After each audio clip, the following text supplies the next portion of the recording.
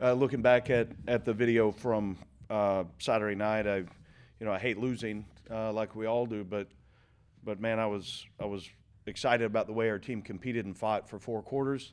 I thought there were a number of things that we went and executed in the game plan on how we were trying to play the game in all 3 phases being complementary. Again, look back and evaluate or second guess a number of things throughout the game.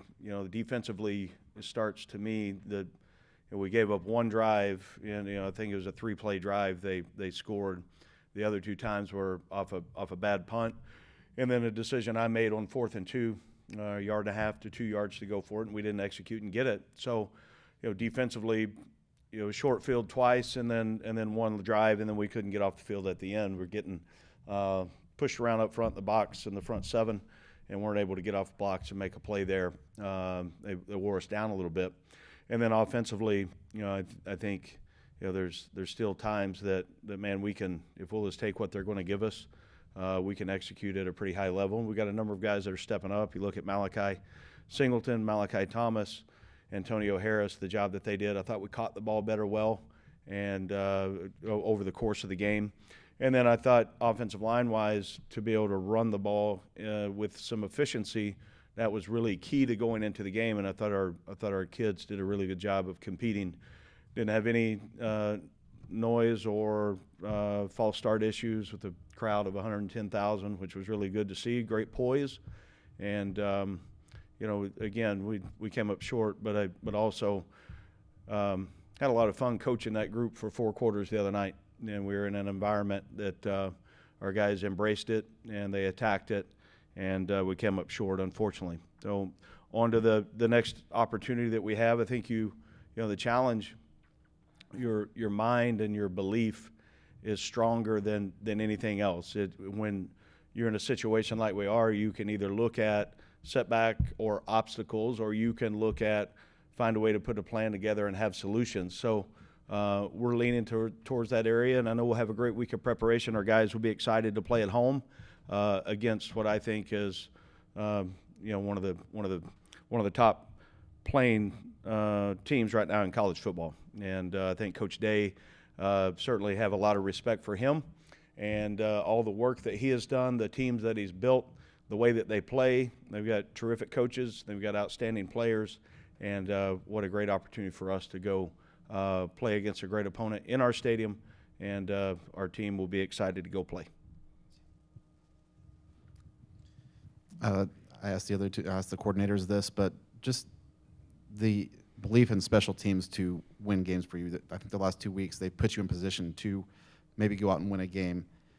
Why the emphasis on special teams, and is that something as you became a head coach early that over time you realized there's more importance there and we've got to practice more on special teams? Yeah, when you look at it, I think Coach Shivas does a terrific job on instilling belief in our team on the fundamentals of how you're supposed to play in that phase of the game. You look at the number of plays that are played, impactful, the field position, yardage with each punt or with each kickoff or kickoff return or punt return, how impactful that is. And when you can get a team that embraces that, which we're starting to finally move that direction, what an equalizer it can be. And our margin of error is 0. And I've said for a long time that we need to win the turnover margin, we need to win the average starting field position, and we need to win in special teams. And I think the last couple of weeks, that part of it has really shown to be truthful. So you also look at Charles Correa as a starting linebacker. He's also starter on punt, he's starter on kickoff coverage, and he's a starter on kickoff return. You could say the same thing for Manny Powell. You could say the same thing for Alex Sanford, the number of snaps he's playing. But then also you look at Antonio Harris started on punt for us the other night. He also started on kickoff coverage and was a starting running back. And then Malachi Thomas is the off returner. It goes on and on and on. And we got a couple guys that have stepped up. Jackson Ott got his finger on a punt the other night, which affected the punter. And then Winston Berglund had a big-time play. And those fundamentals that showed up on Saturday night and how we made those plays are exactly what we've trained from the first time we had a chance to walk through special teams in February. And that will continue we'll create that it becomes a big-time advantage for our organization. And I think we're starting to see some of those things come true. I think Mike Jack did a really good job in the return game. We were about a half a block away from really breaking one on a kickoff return, which is good to see. Corey Smith is playing some at receiver, but also he's starting at left tackle and kickoff return and is doing an outstanding job. So there's a number of those guys that understand, if you're a starter on kickoff coverage, on kickoff return, on punt return, and on punt, you're going to play over 30 snaps a game. And how important that is that we continue to make that part of our DNA, on how important it is that it can be an X factor for us. I remember going back to the Notre Dame week, you were kind of just getting used to the concept of the shillelagh or whatever. Has anybody talked to you about the recent history in this series and how Purdue's been more of a nuisance than a lot of Big Ten teams have for Ohio State? And does that every Sunday I get an email, kind of a breakdown from Adam on the importance of what goes into the rivalry of this game or a conference game. I'm thankful for that, because you jump into a job at a different conference, and obviously because you've been in college athletics a number of years, on the easy ones to look at, the easy rival, the Indiana game and the Illinois game and all those. But Cuff does a really good job on giving me information, on providing the history, and then it's our job to continue to work to those things, teach our team, and it's such a big game for a number of reasons. And then historically, you go back and you look at some of the successes that Purdue has had in this game, and you want it to be used as many ways as you can for your program. You've prioritized winning as many games as possible for this team since the day you got here. You've also got a responsibility to the long-term program to develop. Does the math on how that works change later in the season or later in this season for you? Well, I look at this point, in the message, some of the messaging this morning for our team was, what we have gone through, good and bad, only creates this next opportunity. And that I've never ever to any team talked about have to get X number of wins. Okay, we want to win them all, but also we've talked about the process of what that looks like. The process, if you do all these things right, then you have a chance, once you get in the arena, to go try to play winning football, and then you've got to execute. We've got to call a great game and all those things. But I don't know that it's changed the messaging that I've given to our team. We certainly know we've got 3 games left, and what great opportunities all 3 will be if we'll go create those for us on how we get ready to go play.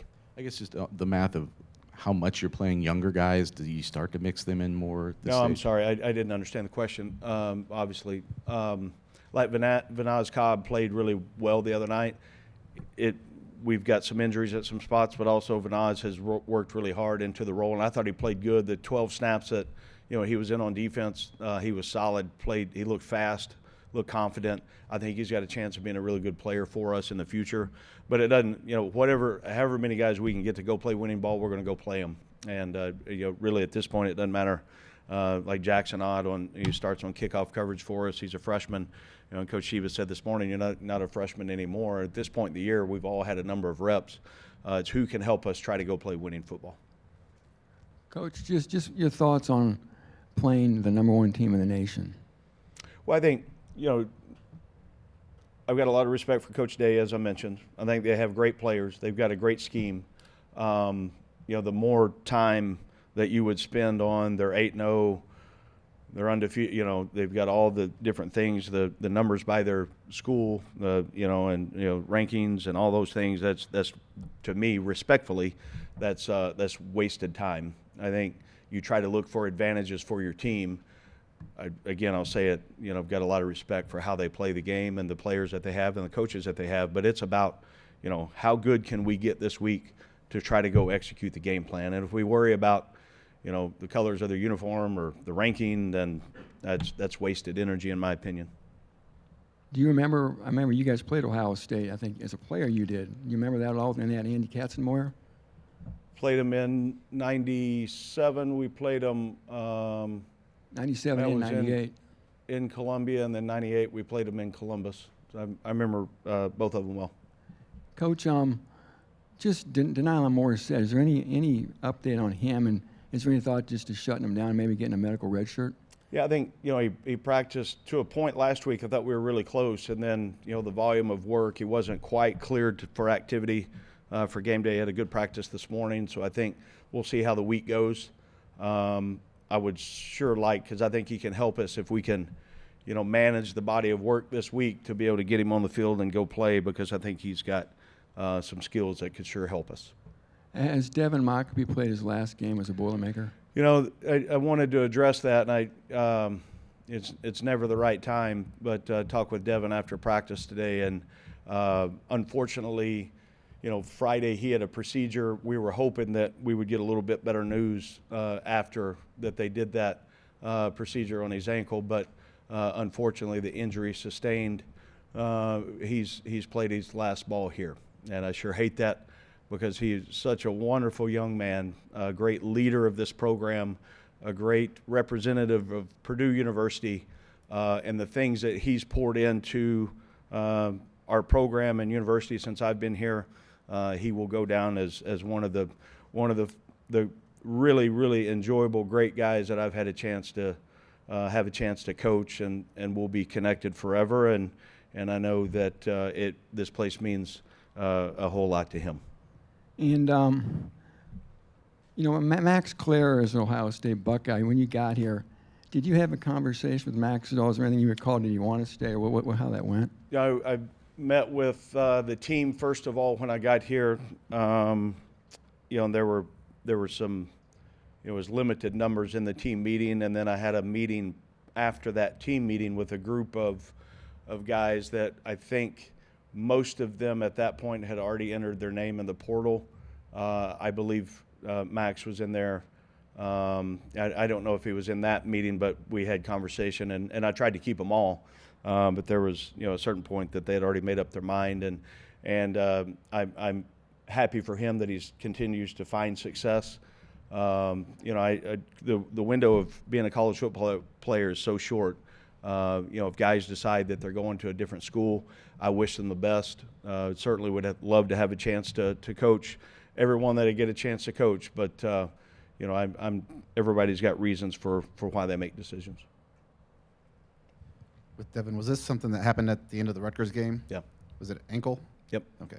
And then I wanted to talk about James Shebas, because you've said before he's the best special teams coach in the country. Mike just said that when he was in here talking to us as well. You've been in college football for a long time now. What makes him stand out as a special teams coach? I think he has strong belief in the fundamentals of every single detailed position, whether it's PAT field goal or it's frontline kickoff return. The drill work always shows up in game day reality. He also, I believe, has the ability to communicate with the team. He's an excellent motivator, and he's a great teacher. And guys want to play for him in the way that they see him pour into it, how important it is to him. He's also, I think, puts us in a position schematically to have advantages.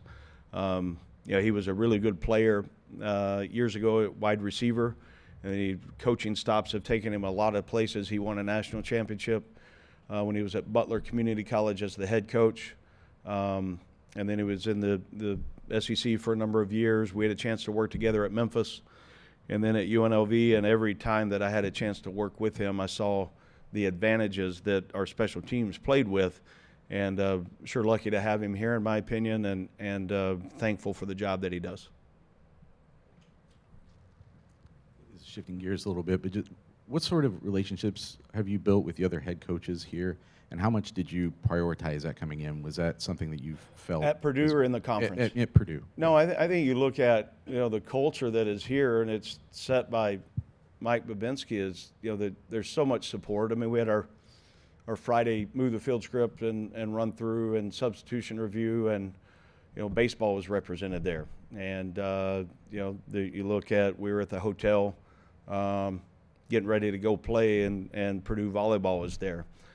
So those connections, you can lean on guys and gals that have been here, guys and staff members that understand what the tradition and what the culture of Purdue is, and I'm always trying to learn and always trying to add to when it's my turn.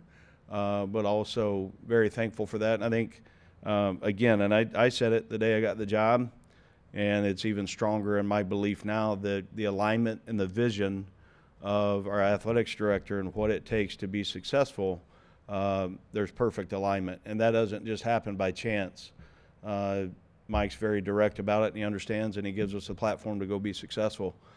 So it takes a lot of work, but I'm thankful to be one of the head coaches here, and very, very thankful for the relationships that I've developed with a number of the sport coaches.